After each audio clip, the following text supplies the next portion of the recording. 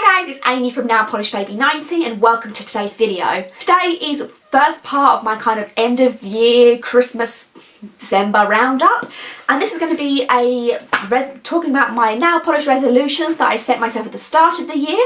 We had a catch up in June and we're going to talk about where we are at the end of the year. Well, it's Boxing Day today, so pretty much the end of the year. So if you're new to this concept before, for the last 3 years, or 2 years definitely, I've set myself some New Year's resolutions for nail polish and my channel and social media, and just kind of set myself some goals to work towards. So we're going to go through them and I'm going to tell you if I achieved them. I'm going to give a big spoiler alert before we start. I actually haven't hit any of my targets for this year, and I will talk a bit more about that at the end. But number one was to do a successful water marble. I planned on doing this 2 years ago. I planned on doing it this year when I was on maternity leave. I went back to work in August, didn't do it. Have had literally no time since September. Since I've gone back, pretty much it's been a blur. I don't think I'm going to set myself a target to do this again.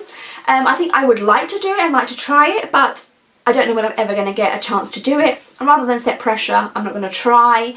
I know that people can make crazy nail art with it and there is a real knack to it. So I will try and set myself a target to do it next year, but I'm not going to hold myself to it. Number two was to buy 2 of the Colour Club Halo hues. Now, I was totally going to do this. I told my husband which ones to get.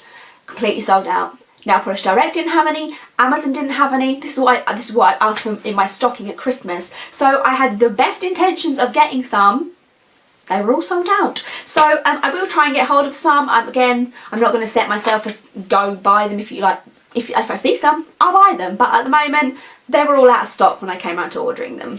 Number 3 is probably the resolution I've been doing the most, and hopefully you guys have seen me in my progress, which is swatch them all. So if you haven't seen any of my videos, I really should put them in a playlist. I will do that and I will link that down below for you guys.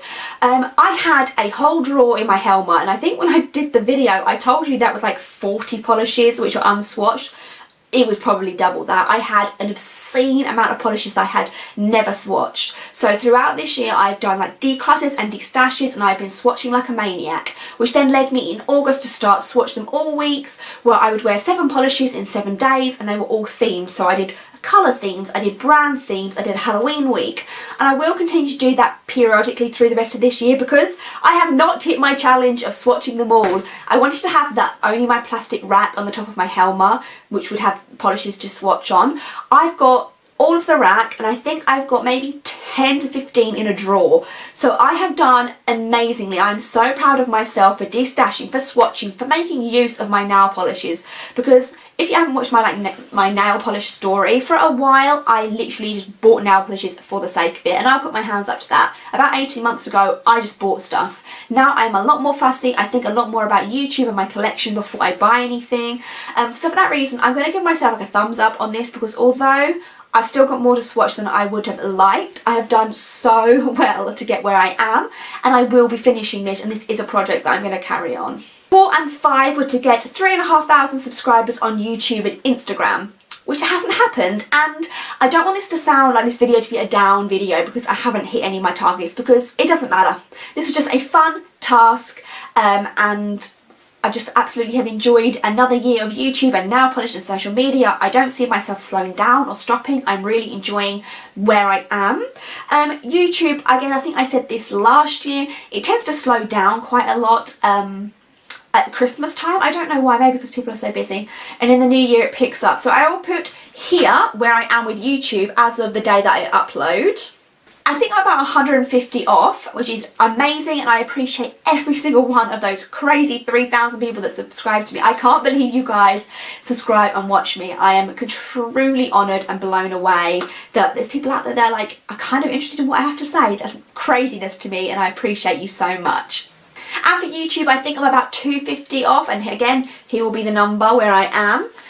YouTube, no, not YouTube, Instagram this year, I think we spoke about it early in the year. Everybody kind of knows it's had a big change this year, for the worse in my opinion, because now they've put the algorithm in that they use in Facebook, where they show you what they think you want to see and what they think is popular. And I think the whole idea that was great about Instagram was because anybody had a platform, you could follow anybody with millions to not a lot of subscribers, and everybody had the same airtime, everybody had the same advantage originally. So if you were subscribed to them, their photo would come up. Nowadays, I don't know what the algorithm is, but my likes have halved, and I think a lot of people will say the same, that there's not a lot of people liking their pictures anymore, which is completely fine. I'm not taking it personally, but I'm taking it from people. I'm taking it a little bit personally that Instagram would do that to smaller channels, because I don't know, I just don't like it, and I'm not bummed out about it anymore, because people are still seeing my photos and people still are following me and liking me, and I totally appreciate that.